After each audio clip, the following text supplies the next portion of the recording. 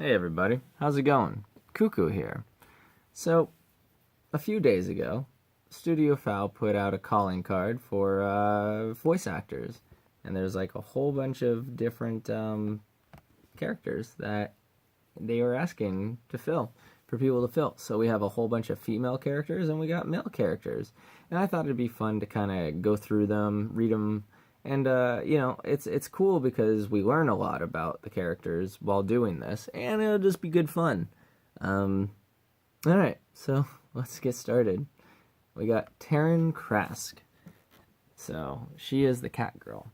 While Taryn's delivery should be playful, her vocal texture should still have a bit of huskiness and maturity.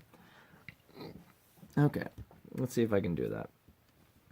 Well, I'm already kind of got, like, the voice, so... Nope, not jewelry. These are custom-made infiltration tools that I can use to pick locks, disarm laser traps, cut through glass, or even just unscrew ventilation covers to your quarters so I can sneak into your room at night and fap while watching you sleep. Oh, I just said that last part out loud, didn't I? Sorry. Line 2. Quickly and matter-of-fact, slightly prideful. It'll take me approximately 11 seconds to scale the wall, 4 to enter the window, 8 to make it to the control room, then between 15 and 30 to rub one out, depending on how hot the guards are, 5 to neutralize them, and about 20 more to shut down the whole system. Line 3. Having a strong reaction to the scent of a human... Can't resist. Oh, must have dick now. Oh. And then there's line 4 and 5, which ask for light sexual moaning and hard fucking moans. So I guess I'll do like 1 or 2 of those. That's a light one. Hard fucking one. There we go. Okay, now let's go on to Fochan, however you want to say it. A reality-bending immortal succubus mascot with a slight British accent. While this is the most mature iteration we have seen of her, there is a youngness to her voice. Her incredible stage presence has given her a fourth wall breaking abilities. Okay, line 1. You want some tea with those crumpets? Okay, I think I'm in the British accent now. Now, I am not very good at the British accent, but here we go.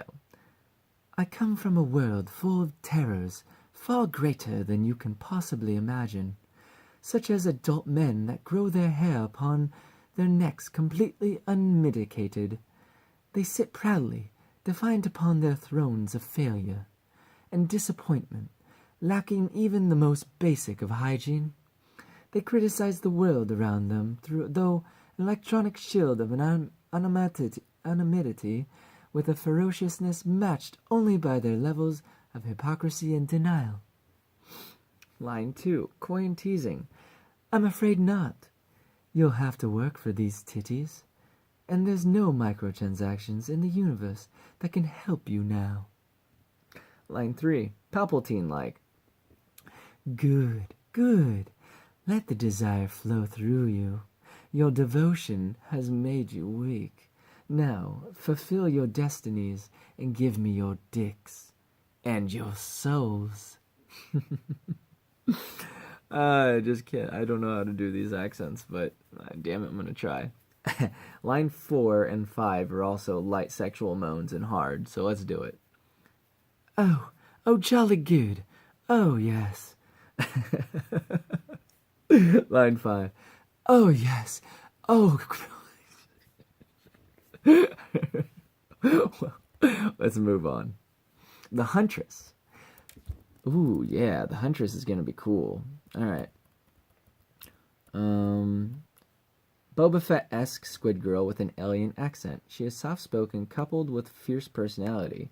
Everyone in the galaxy is scared of her. The Huntress is often calm, cool, and collected, and her delivery should reflect that. Due to being socially isolated most of her life, she's pretty awkward in the bedroom. Okay, so let's go. I'll try and do my best. I'm going to give her a higher pitched voice, but like professional. I expect 25% up front, 75% upon delivery. The bounty increases by an additional 50% of the total sum if you want them alive, and another 50% on top of that if you wish all their limbs to be intact as well. Finger, tongue, and toe insurance must be negotiated separately. Line 2, menacing yet playful. I like this gun. You know why? Every single time I've pulled its trigger, someone has died. Take a good look. When I find you, this is what's going to turn your body into a mangled pile of ash and gore that I'll sweep into a tiny bag and bring back to my employer. Line 3, awkwardly seductive. Every single one of my tentacles is capable of prehensile grip, suction, and self-lubrication. Let's just say we're going to have a rather interesting evening once we get back to your ship. Okay, line 4 and 5, light fucking. And line 5, hard fucking moans. Okay. The corrupt general, a gothic, thick warrior MILF with extreme tactical intelligence that takes no shit from anybody. The general has a smoker's voice, husky and oozing with power, similar to tone of Jennifer Hale or some other person. She does not often raise her voice and prefers to dole out ode orders in a threatening and sharp manner. Alright, well, I don't know who those actresses are, so I'm just gonna go ahead and go for it. Oh, here we go. Greetings, Kaiser. I'm looking at the eviscerated corpse of 10 elite solar military assassins, and I'm not happy. No, wait. Make that 11. My apologies. I rather hastily vivisected several of them, and the scattering of limbs sort of threw the count off. But I see the extra head over there now. Line 2. You don't understand. You never did. Finding this galaxy was not an accident. It has always been our destiny. We belong here, and we're going to make them regret ever trying to deny that truth. Long live the Solar Empire! Line 3, seductive but stern. Look, soldier, you can either fuck my ass, mouth, and pussy as hard as you can, and in that order, or I'll find someone who will. So there you go. There's corrupted general. Light sexual moaning. And hard fucking moans. So there we go. Empress Celestina, a pure and innocent being living within a shell of deadly psionic powers. Soft-spoken but extremely powerful, she has an airy, youthful tone, like a gentle, noble priestess who wants to learn everything there is to know about anything. We imagine her to sound similar to Hudibras' Yuna from Final Fantasy X. Alright. Well, here we go. I can vividly remember my own birth, and every single second leading from then until now. My memory is unlike yours, in that it is perfect. My recollection is not blurred with denial or emotion. However, such a gift burdens me with extreme guilt. I mention this because I must now be certain of my resolve when I decide whether or not to let you live. Line 2. I only want what is best for the people of Progium, all of them, including the ones we have condemned.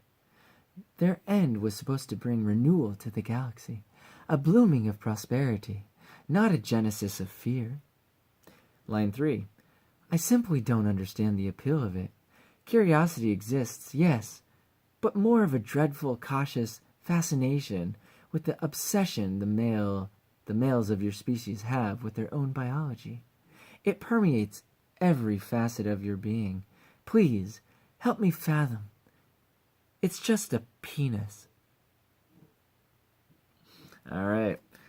Here's Lady Casadora, and it says, Celestina's stern mother figure. Her voice displays her years of wisdom, which is a polite way of saying she's old. Casadora is very two-faced. She will act sweet towards those who can benefit her goals and extremely vile towards those who oppose her. She is inspired by Lady Macbeth. Again, I don't know who these people are. I'll just go with what I believe they sound like. Okay. They pushed us to the point of ultimate disgrace, and now you weep at their consequences?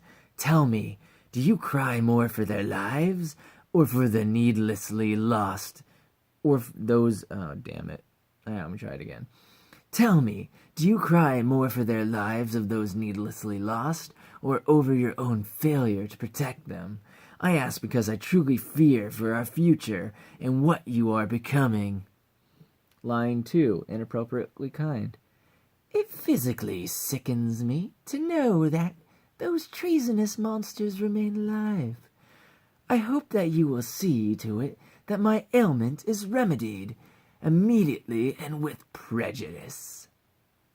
Line 3. It does not concern me that you disagree. It concerns me that you sympathize with those that seek to see us in ashes. It was a mistake. You were a mistake. Boy, it's hard to do those sometimes. All right. On to the male roles. Lovable, Fortune's dad. Lovable, obese, Jabba-like space slug, deviant with a lisp that is kind for his species, which isn't saying much. He is Fortune's foster dad. He got a gambling problem, but otherwise tries his best to be a good father figure for Fortune, which unfortunately can be twisted at times. His vocal age lies in the older gentleman range. Think Ray Winston or John Goodman. Obviously, I can't do that. And this is what I think when I think of this character. This is what I give him. Honey, don't be so upset. I mean, yeah, technically you were a slave, but you're my slave, and I love you, and I support anything you want to do with your life. Well, as long as it's something with the confines of my basement, of course. Alright, line 2. I deal mostly in black market pots, usually of the mechanical variety. But hey, if I can get a good wholesale price on some vile organs, I'm not exactly gonna waste a lot of time worrying about where they come from, you know? Somebody's gotta sell them, or they're just gonna go to waste. Right? Alright, and then line 3. Man, I gotta take a sit on my life. I gotta take the sit of my life. You guys gonna be okay here if I make a quick duke run? So, there we go. You got large, chunky, but muscled and highly intelligent alien with a sharp-toothed snout and a god complex. This supervillain is one hell of a slimeball, despite his spider legs being made from metals. Deep, guttural, and growly are all good ways to describe his vocal tone. Alright, let's give this a shot. They asked me to make something beautiful, so I did. An AI that hungers just like an organic does from the passions of the flesh. One that would endlessly service customer after customer with the same enthusiasm as the last. The prime balance to the equation of desire. Slightly yelling, fuck both you assholes. AI is way more cool than some shitty mongoloid alien running around impaling idiots and pissing acid everywhere. You just don't have the visionary mind that I do, as evidenced by your lack of understanding towards my masterpiece. Line 3. Behold my true form, motherfuckers. Alright, good. Admiral Good Guy. Accomplished alien Navy leader with a solid moral compass. He is a true traditionalist and can't help but follow orders to the letter.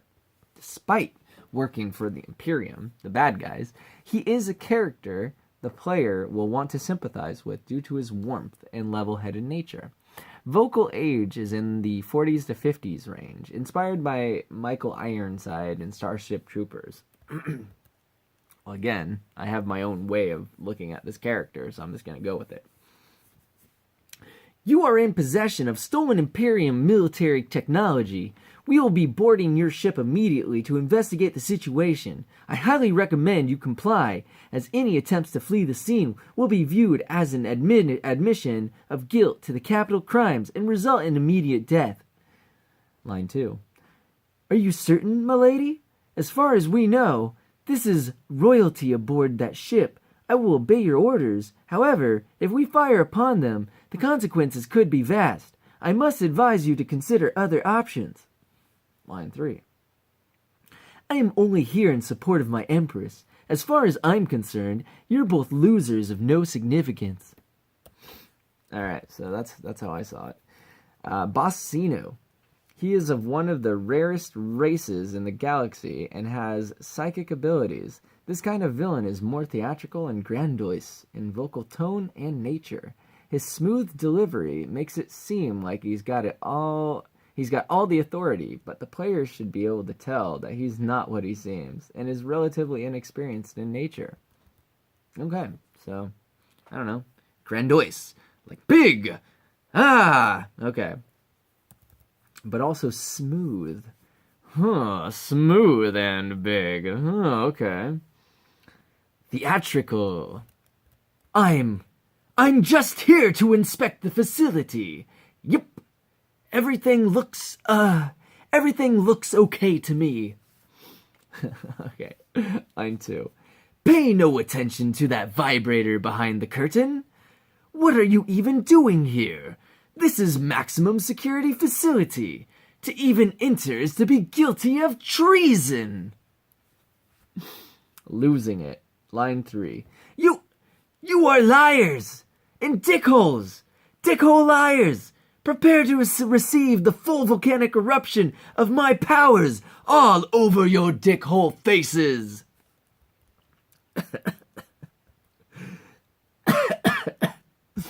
I need water. Alright. Pirate Admiral. Gruff, bad guy voice with a warm delivery. We imagine him with a Cockney East End London accent, but creative freedom is encouraged here. Essentially a male version of Calician. Well, I've already heard Calician, and it sounds kind of like Caribbean, right? So I guess I'm going to go with that.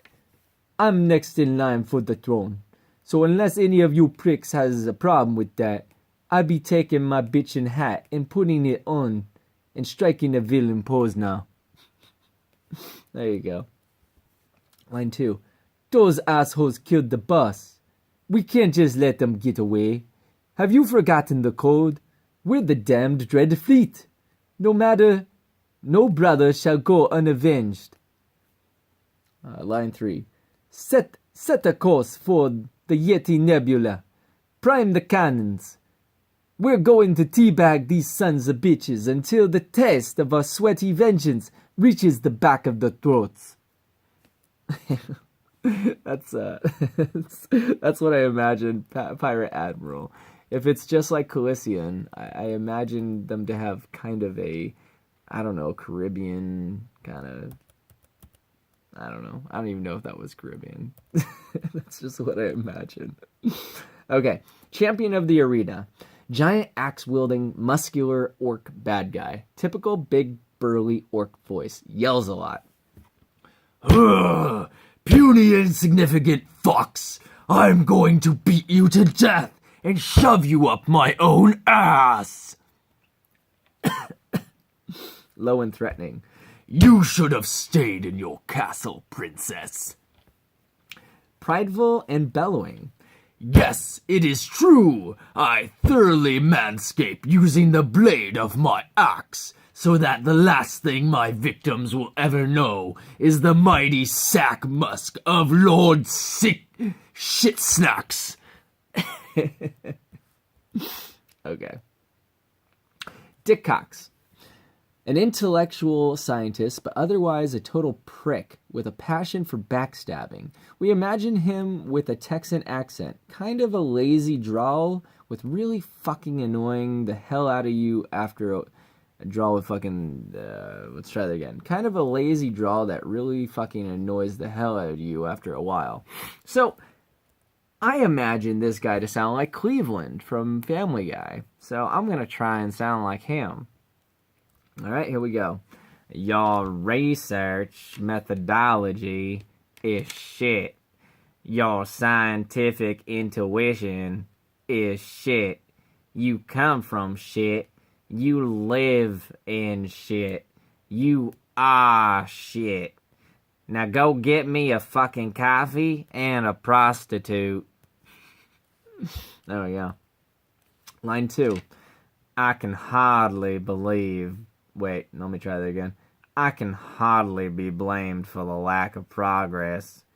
3 of my assistants in a row have been eaten by the experiment. I'm not in charge of laboratory safety. Wait, who is in charge of laboratory safety? Is it that Jerry guy? You know, the one that thinks we can't see him jerking off under his biosuit? And then line 3. You and your pathetic whores have stopped nothing. A motherfucking massacre is coming, the likes of which... Oh, fuck, please don't hurt me! There we go. And then Major General Cloy. Supremacist military prick with a Fabio appearance and accent, very vain and high-strung. If he wasn't involved in the military, you could also imagine him working as a fashion model instead. I can't believe it's not butter. Okay, so I think that's how he sounds. Okay. You have bested our defense grid.